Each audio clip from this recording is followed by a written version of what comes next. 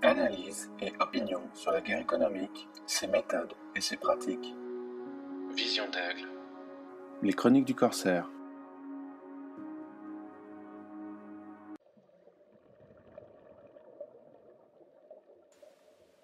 C'est un mal à la mode. On l'étudie, on l'analyse, on tente de dissocier ce qui relève de la perversion narcissique de la personne toxique. Et aussi ce qui ne relève pas exactement de ces troubles, mais qui est simplement une réaction normale dans une période de stress. Et lorsque l'on négocie, il est toujours bon de rechercher ce genre de profil. Plus encore si l'on souhaite réaliser une négociation offensive, comme je l'enseigne dans ma formation.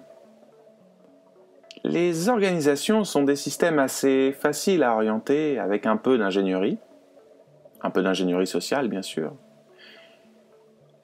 et de modélisation des mécanismes décisionnels.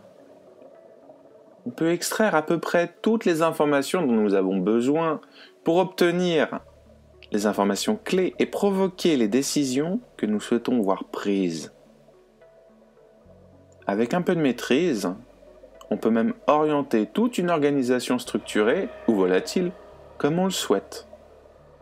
L'important est de trouver le point central de vulnérabilité. Une personnalité toxique est un de ces points clés. Son égoïsme est suffisamment développé pour qu'elle puisse être amenée à céder et entraîner avec elle plusieurs des personnes qui sont touchées par son caractère toxique. Disons qu'elle peut servir afin de produire une contagion dans l'organisation. C'est un élément faible de nature. Un peu de renseignements de sources ouvertes et de profiling avancé permettent de rapidement classer ce type d'individu dans la cartographie. Il en est de même pour les personnalités dites perverses narcissiques. Contrairement aux personnes de tempérament colérique, c'est-à-dire ces personnes qui exercent sur les autres une autorité forte et qui sont des managers nés, des rouleaux compresseurs faisant avancer les dossiers, le pervers narcissique ne se fait avancer que lui-même. Ce type de personnalité dispose de la nature et de la maturité émotionnelle d'un enfant de 5 à 7 ans. Elle ne perçoit pas l'autre comme autre chose qu'un instrument permettant de satisfaire et véhiculer l'admiration attendue.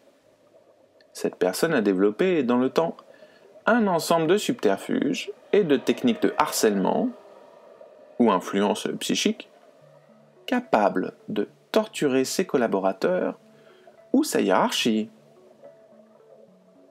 Le goût du pouvoir du pervers narcissique le classe naturellement dans les postes influents: manager, avocat, notaire, financier, politique, responsable social, etc.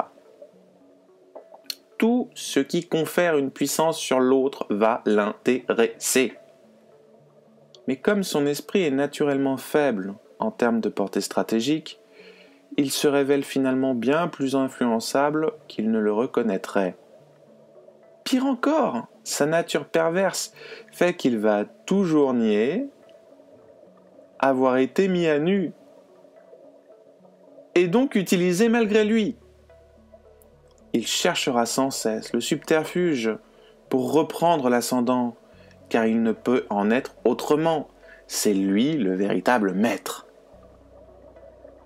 Dans la négociation offensive, chercher et trouver l'une ou l'autre de ces personnalités, voire l'une et l'autre de ces personnalités est du pain béni.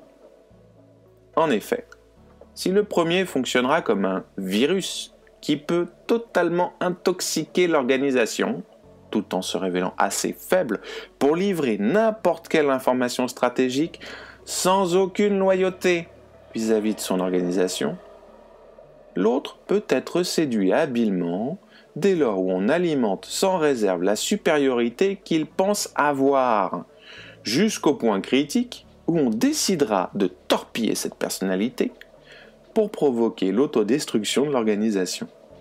Ainsi, l'un et l'autre de ces profils, tant redoutés aujourd'hui, se révéleront en fait de puissants alliés.